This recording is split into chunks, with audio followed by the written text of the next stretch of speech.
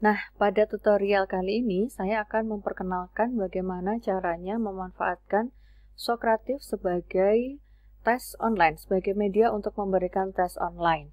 Nah, karena kita posisinya sebagai guru yang akan membuat sebuah tes secara online, maka nanti masuknya ke teacher login ya.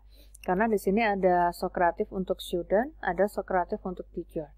Kalau untuk gurunya berarti masuknya lewat teacher login Socrative ini ya.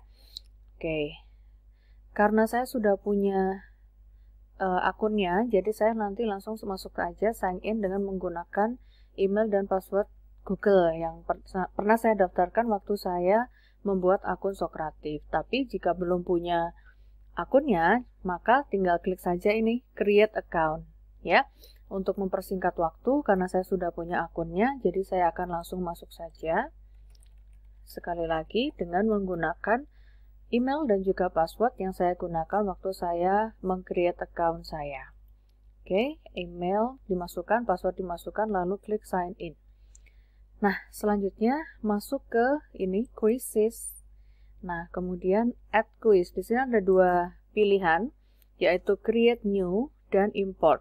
Create new ini kalau kita mau menuliskan soalnya, ya, kita mau menuliskan soalnya itu langsung pada Socrative-nya. Tetapi jika Bapak Ibu guru sudah mempunyai simpanan bank soal gitu ya yang dibuat di luar aplikasi Socrative ini, jadi saya akan kembali lagi, tidak perlu kita mengeklik yang create new ini, tetapi langsung saja klik yang import.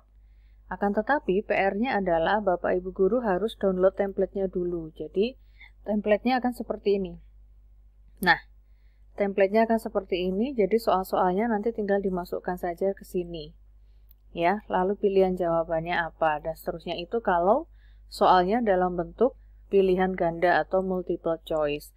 Karena dalam Socrative itu, saya akan tunjukkan lagi, jenis soal yang bisa dibuat dengan menggunakan platform Socrative ini ada 3 jenis, yaitu multiple choice, true and false, dan short answer.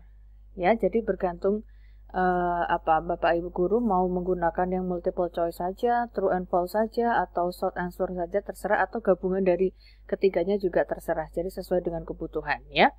Oke, karena saya sudah mempunyai soal yang sudah saya simpan dan template-nya sudah saya sesuaikan dengan template-nya Socrative, jadi saya langsung ini choose file, lalu mencari tempat di mana saya meletakkan soal Socrative saya.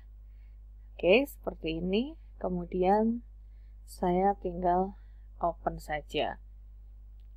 Nah, ini sudah terimport ya soalnya. Jadi tadi soal saya itu yang ini. Nah, ini dia. Ini masih bisa diedit lagi Bapak Ibu. Jadi katakanlah meskipun kita sudah membuat soal di template-nya Socrative yang tadi filenya dalam bentuk Excel, lalu kita import ke dalam Socrative-nya. Ketika sudah diimport, sebelum di share kepada siswa, itu kita masih bisa mengedit-edit lagi.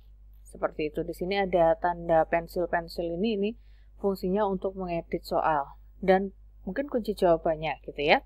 Oke, katakanlah ini saya sudah selesai, tidak perlu ada lagi yang diedit, jadi saya langsung save and exit. Nah, bagaimana cara membagikan ke siswa? Cara membagikan ke siswa adalah dengan klik lunch, kemudian klik quiz. Nah, kemudian kita klik tadi, soal kita tadi judulnya apa? Punya saya tadi judulnya Kloter 2 Remedi 2 Evaluasi PBSI. Jadi soal inilah yang akan saya berikan kepada siswa saya. Kemudian saya klik next. Nah, di sini ada 3 pilihan jawab setting ya. Bisa instant feedback, bisa open navigation, bisa teacher face. Jadi kalau misalnya mau soal tes Socrative-nya ini pada saat siswa mengerjakan mau dikendalikan secara langsung oleh guru, maka Bapak Ibu guru pilih yang teacher face ya.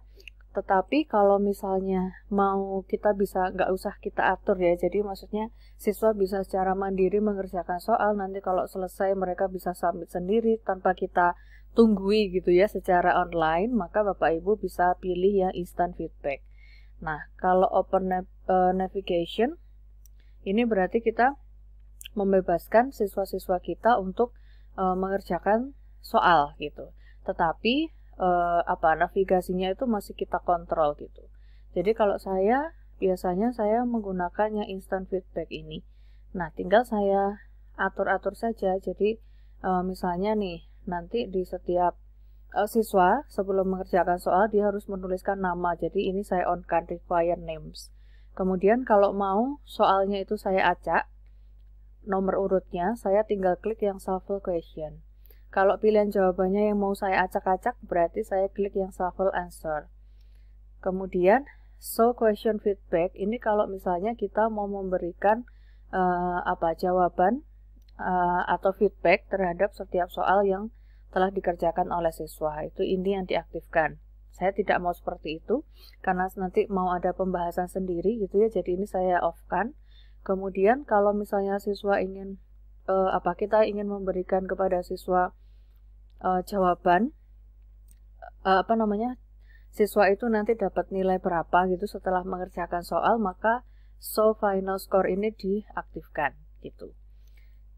Kalau mau menggunakannya open navigation juga hampir sama ya dengan yang instant feedback. Bedanya kalau yang instant feedback itu kita bisa memberikan feedback kepada setiap soal yang sudah dikerjakan oleh siswa. Jadi ada pembahasannya gitu. Itu yang instant feedback. Tapi kalau yang open navigation ini yang show question feedback ini tidak bisa diaktifkan. Bedanya itu saja sih. Oke, jadi mau pilih yang mana terserah sesuai dengan kebutuhan. Oke, sekarang saya mau yang open navigation misalnya ya. Saya mau siswa saya menuliskan nama dulu sebelum mengerjakan soal. Jadi yang require names ini saya aktifkan. Kemudian nomor soal saya acak. Jadi nanti antar siswa meskipun soal sama tapi keluarnya nomor soal itu akan berbeda-beda. Jadi saya aktifkan shuffle question. Kemudian shuffle answer.